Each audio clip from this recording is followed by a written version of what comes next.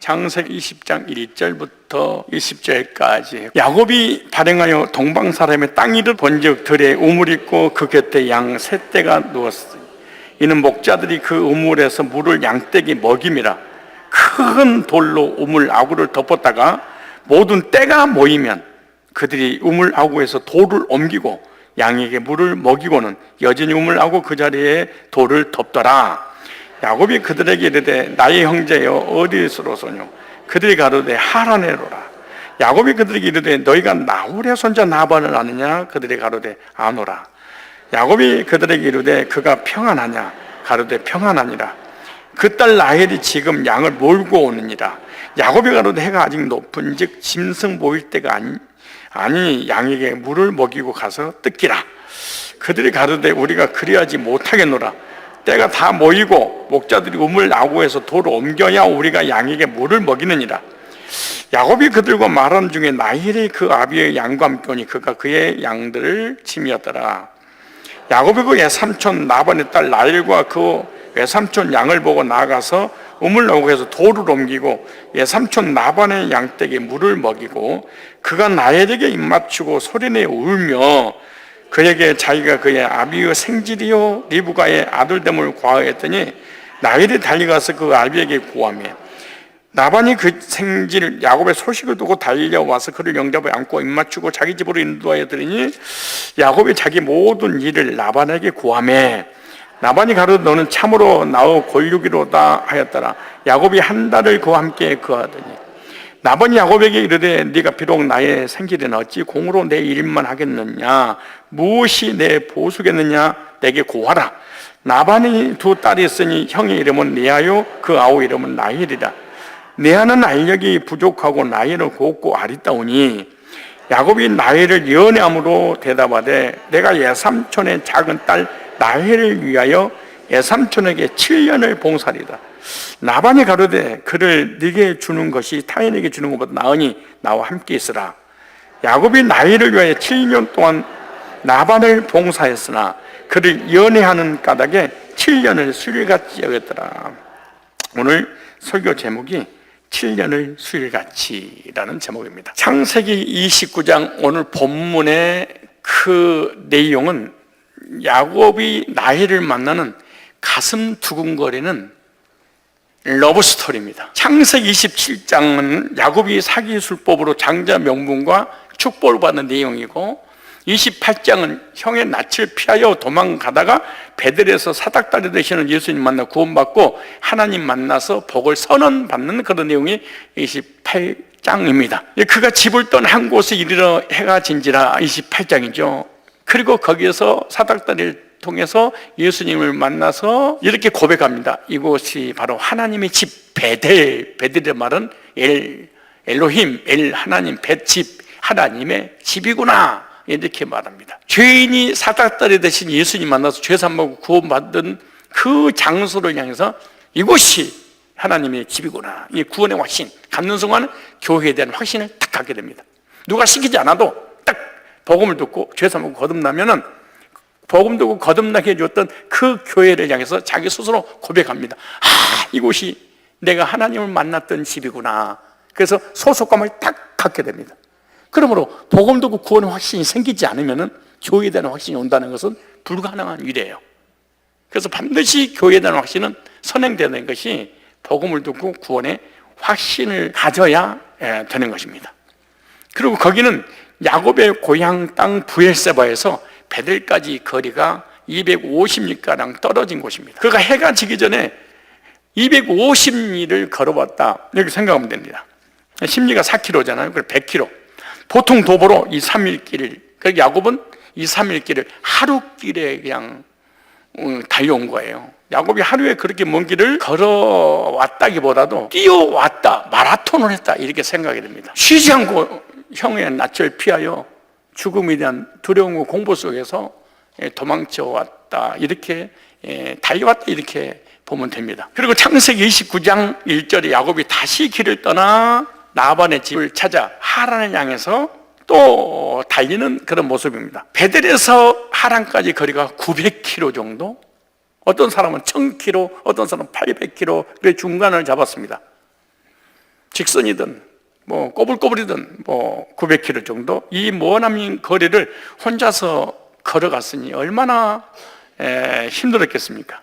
그러니까 얼마 정도 걸었냐? 한 2개월 정도 도보 여행을 했던 것이죠. 창세기 29장 2절로 6절에 보니까 그렇게 힘들게 걸어서 예삼촌이 있는 밧단 아람 근처 지역까지 드디어 온 거예요. 그곳에는 우물이 하나 있고 그 주변에는 목동들이 모여 있었습니다. 그 목동들에게 나반이라는 사람이 있는 곳은 아니냐 물었더니 안다고 대답을 했어요. 마침 나반의 딸 라헬이 걸어오고 있습니다 알려주기까지 했어요. 이 라헬은 충실하게 자신 일을 해내는 양치기 소녀였습니다. 이 양치기 소녀를 처음 본 순간 70세 청년이 그냥 입신을 한 거예요. 기절초풍을 한 거예요. 내 뼈 중에 뼈요 살 중에 살으로다. 어우, 이 완사이드 러브야. 아니 이 나이는 누군지도 모르는데 그러니까 남자 혼자서 그냥 한눈에 반해가지고 막 이 설레는 마음, 이 70세 청년의 마음, 이것이 하나님의 섭리인데 우리들이 70세 이상 되신 어르신들이 이것이 하나님 섭리 돼가지고 막 10대를 바라보면서 그냥 막 설레고 막 이러면서 재혼해야 되겠다고 막 이러면은 감옥에 들어갑니다. 그러니까 결혼은 어떻게 하는 거냐? 무조건 하는 것이 아니라 사랑해서 하는 거예요. 뭐에서 하는 거예요?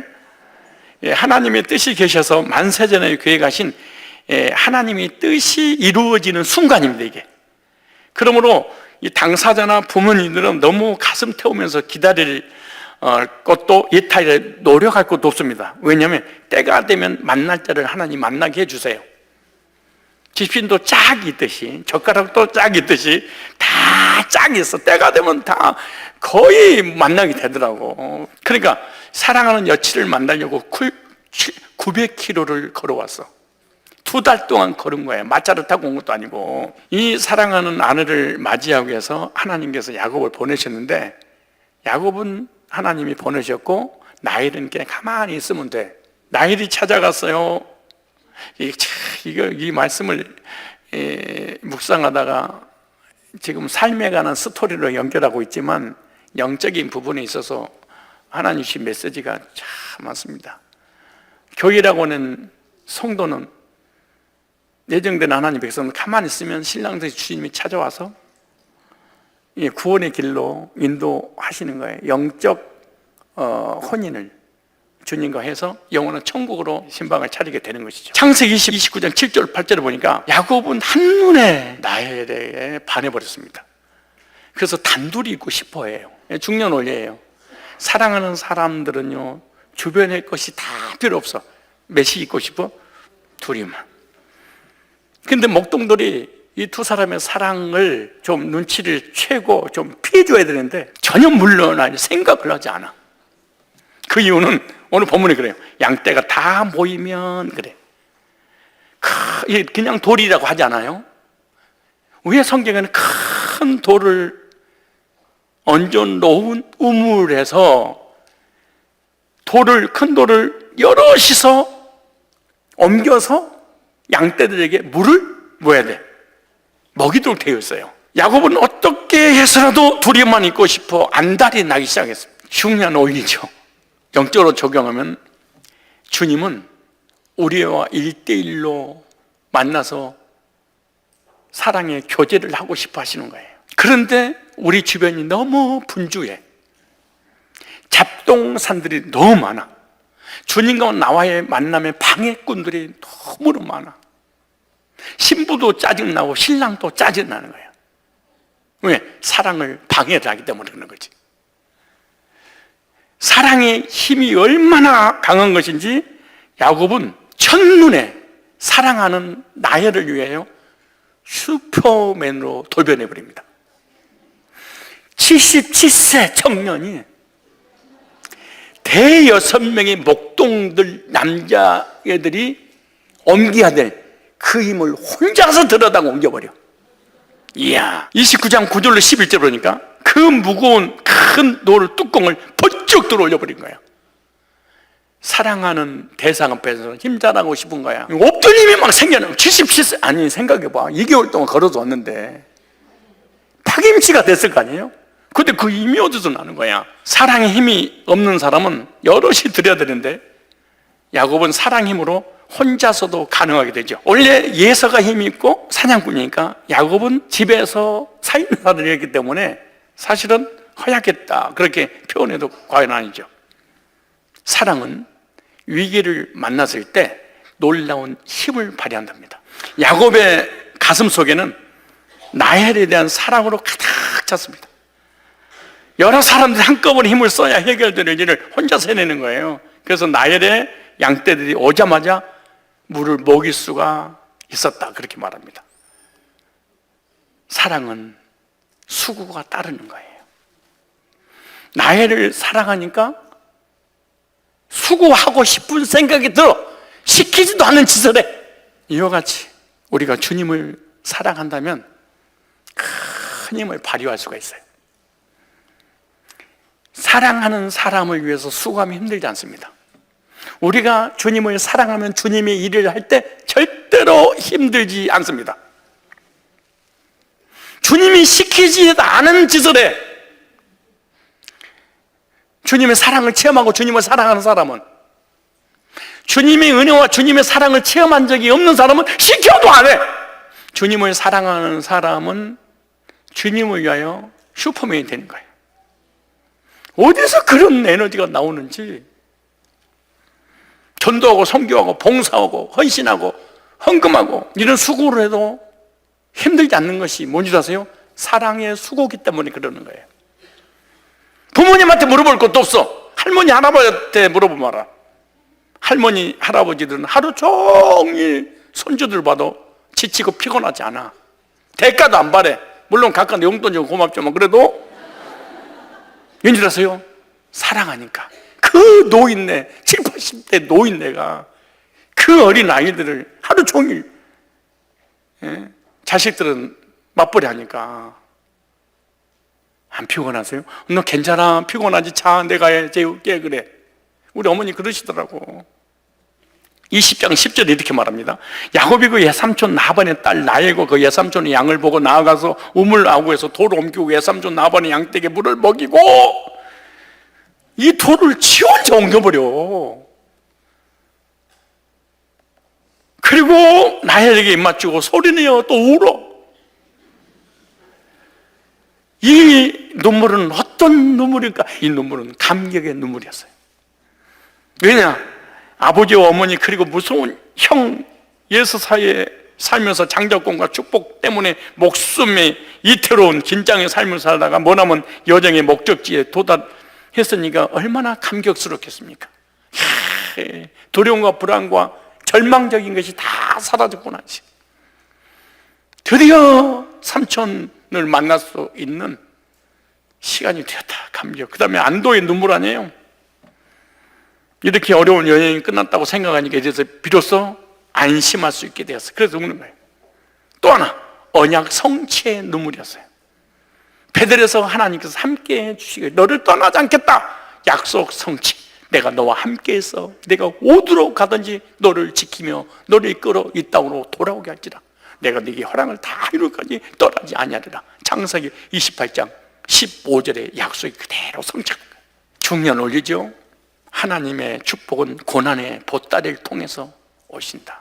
성도들에게 험한 연단을 통해서 언약을 이루시고 우리에게 감사와 안도의 기쁨을 주시는 분이 우리 하나님이에요. 그냥 주면 감사와 감격도 없어요. 고난을 통과해서 받으면은 감사가 나옵니다. 사람이 눈물을 흘린다는 것은 지극히 인간적인 모습입니다. 야곱은 지극히 인간적이에요. 왜냐? 자기 속에 있는 감정을 그대로 표현하는 것이 눈물입니다. 나반을 만나서 나반 집에서 한 달을 함께 지내면서 나반의 일을 돕습니다. 나반이 비록 나의 생질이지만 이렇게 말합니다. 비록 나의 생질이지만 공으로 일하면 되겠느냐? 보수를 주겠다. 12절로 15절에 그에게 자기가 그의 아버지 생질이요 리브가의 아들됨을 고하였더니 라헬이 달려가서 그 아비에게 고하며 나반이 그 생질 야곱의 소식을 듣고 달려와서 그를 영접하여 안고 입 맞추고 자기 집으로 인도하여 드리니 야곱이 자기 모든 일을 나반에게 고하며 나반이 가로되 너는 참으로 나의 권리기로 하였더라. 야곱이 한 달을 그와 함께 거하더니 나반이 야곱에게 이르되 네가 비록 나의 생질이나 어찌 공으로 내 힘을 하겠느냐, 무엇이 내 보수게 되냐, 내게 구하라. 보수를 주겠다. 뭘 주면 주겠냐? 라헬을 나에게 주십시오.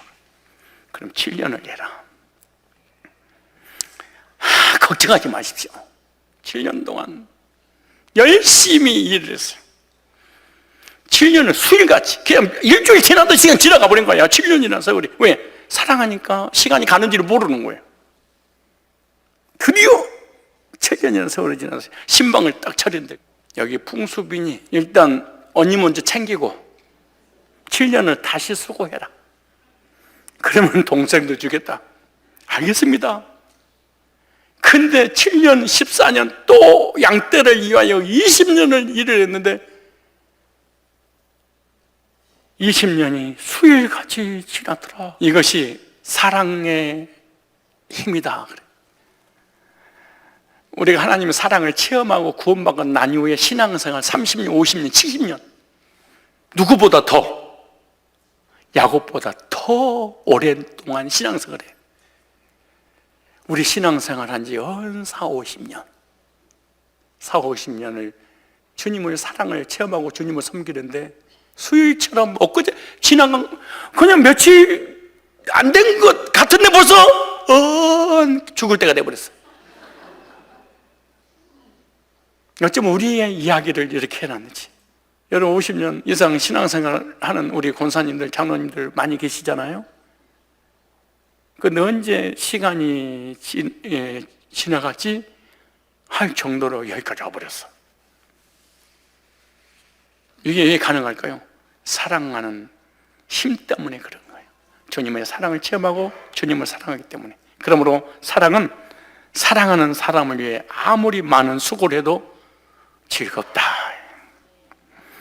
야곱은 라헬을 사랑하여 라헬을 얻기 위해서 14년을 수고했는데 야곱은 라헬을 위하여 봉사하였는데 7년을 수일로 여겼더라. 그만큼 라헬을 사랑한 거예요. 사랑은 시간도 청춘도 나이도 국경도 고생도 수고가 전혀 문제가 되지 않습니다. 오직 조건이 딱 하나 있어요. 사랑. 그래서 사람에게는 사랑 받는 것도 주는 것도 너무너무 중요하고 필요한 거예요. 그러니까 라헬은 남편의 사랑을 한 몸에 받은 지구상에서 가장 행복한 사람이었다. 사람에게 사랑을 받는 거 정말로 행복한 사람입니다. 근데 사람의 사랑보다 하나님의 사랑을 받은 사람은 지구상에서 가장 행복한 사람이에요. 하나님의 사랑보다 더 큰 사랑은 없습니다. 리아는 남편의 사랑을 못 받아. 그러니까 하나님의 사랑을 듬뿍 받아. 다음 시간 이거는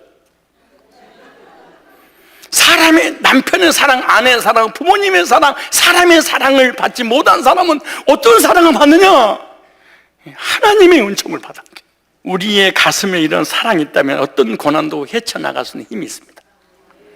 가족을 향한 사랑, 이웃을 향한 사랑, 성도를 향한 사랑, 하나님을 향한 사랑이 있으면 인생은 값진 겁니다. 이 심리학자들이 말에 이런 내용이 있습니다.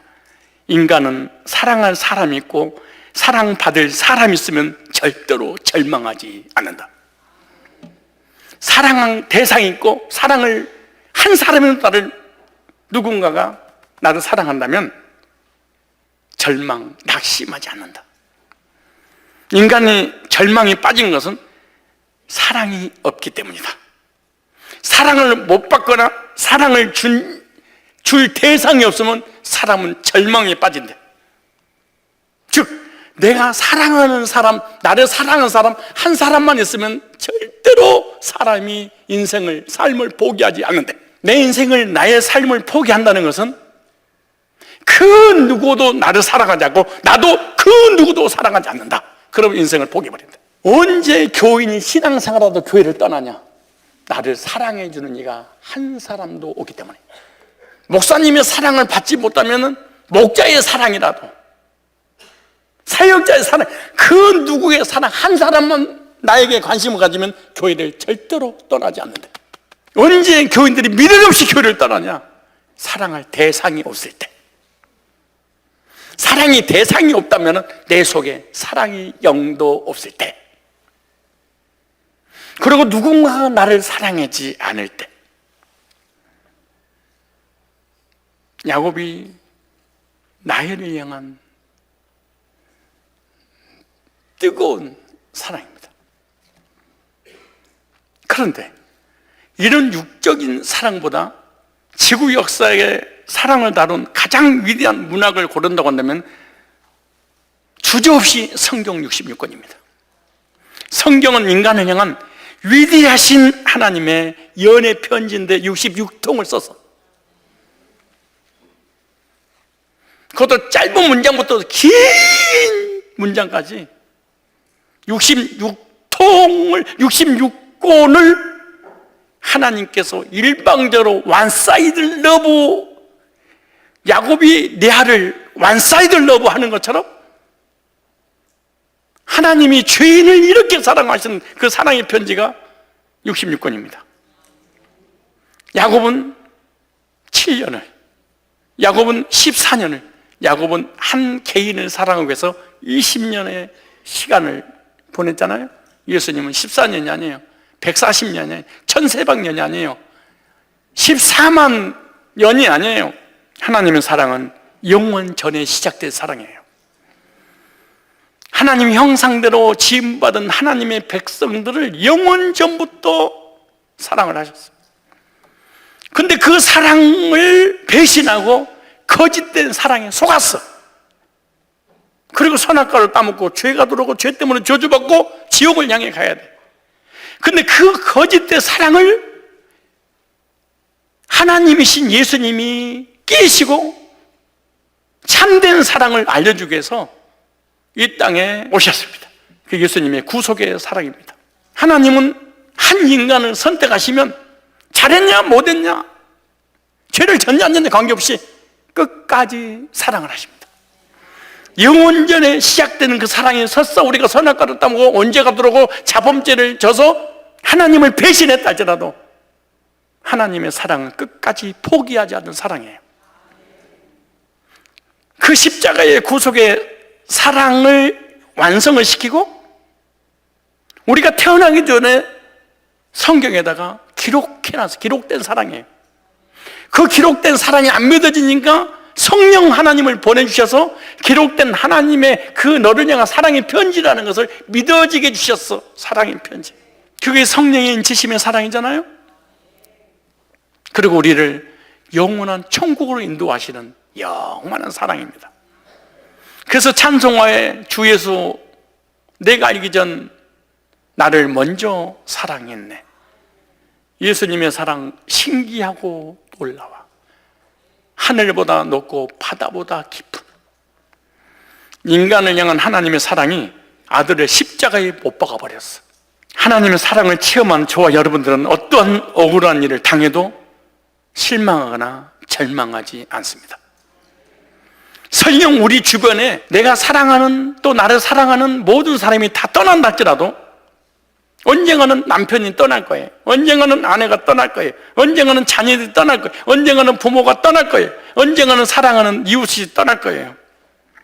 그리고 내 주변의 사람들이 나 사랑한다고 해놓고 배신하고 나를 실망시키고 나를 떠난다 할지라도 하나님께서 나를 인생의 마지막까지 지키시며 나를 사랑하신다는 사실을 생각한다면 아무리 고난이 찾아온다 해도 삶의 의미를 포기하지 않는 힘이 생길 것입니다. 사람이 다 변하고 내 곁을 다 떠난다 해도 영원히 변치 않는 사랑의 대상은 한 분 하나님 뿐이십니다. 누가 그리스도 예수 안에 있는 하나님의 사랑에서 끊으리. 환난이나 핍박이나 기근이나 적신이나 도품이나 보이는 세계나 보이지 않는 그 어떤 피조물도 그리스도 예수 안에 있는 하나님의 사랑에서 끊을 수 없느니라. 사람은 우리를 실망시킵니다. 사람은 우리를 실망시키기 때문에 아무리 사랑의 대상이어도 언젠가는 배신을 하게 돼요. 하나님의 사랑은 우리를 눈물을 흘리게 하는 사랑이 아니에요. 해피엔딩으로 탁 끝내는, 끝까지 사랑하시는. 그러므로 사람은 사랑의 대상이지 믿음의 대상이 아니에요. 사람은 섬김의 대상이지 믿음의 대상이 아니에요. 사람은 용서의 대상이지 믿음의 대상이 아니에요. 믿음의 대상이라고 하기 때문에 믿는 독이 발등 찍히는 거예요.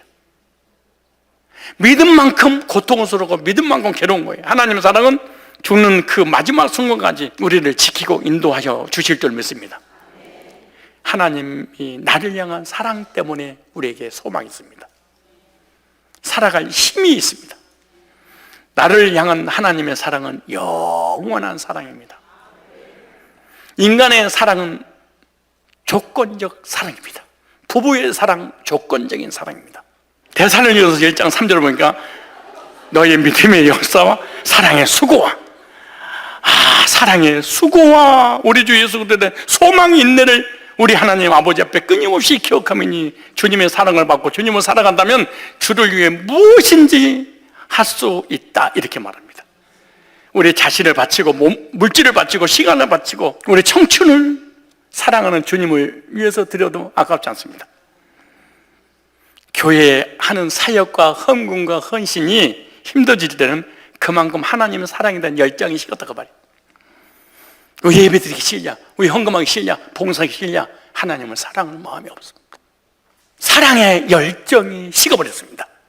그러면 예배하고 멀어집니다. 기도하고 멀어집니다. 헌신과 봉사와 헌금하고 멀어집니다. 물질을 어디다 쓰느냐? 자기가 가장 사랑하는 곳에 쓴답니다. 물질을 쓰는 거 보면 이 사람이 무엇을 사랑하고 있는지를 안다는 거예요.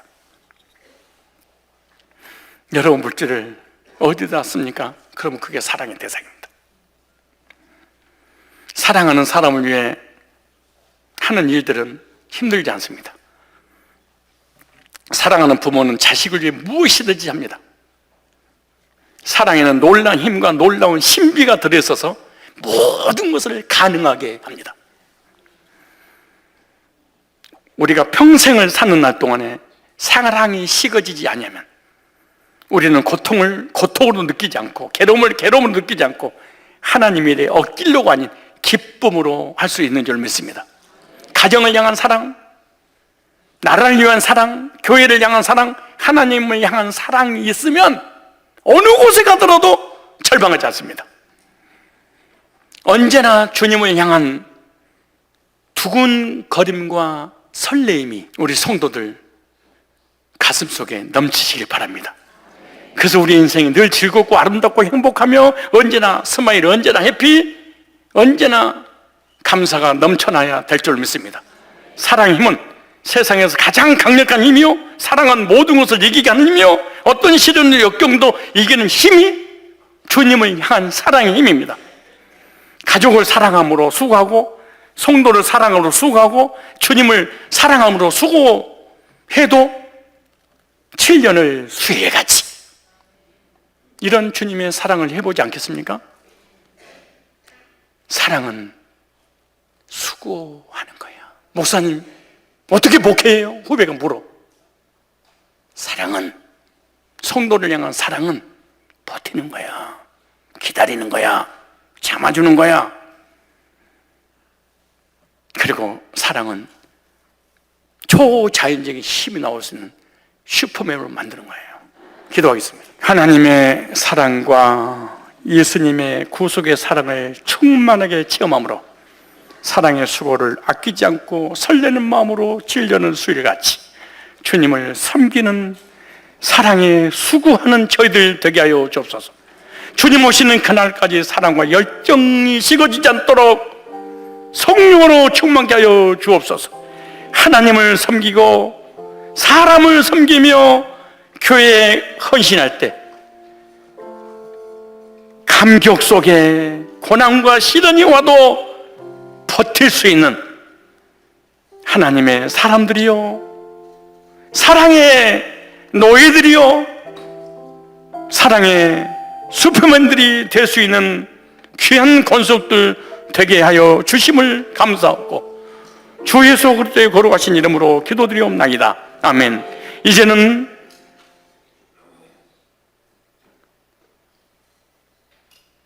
죄인을 사랑하셔서 십자가에 못 박혀 피 흘려 죽으시고 끝까지 버리지 않고 천국 가는 그날까지 사랑으로 인도해 주시는 우리의 신랑 되신 예수 그리스도의 구속의 은혜와 하나님 아버지의 만극하신 사랑하심과 성령님의 교제케 하심이 7년의 수리 같은 주님을 향한 사랑의 수고함으로 어떤 역경도 고난도 시련도 절망하지 않고 이기겠노라고 믿음 갖고 돌아가는 주의 백성들 위에 이제로부터 영원까지 항상 함께 있을지어다. 아멘.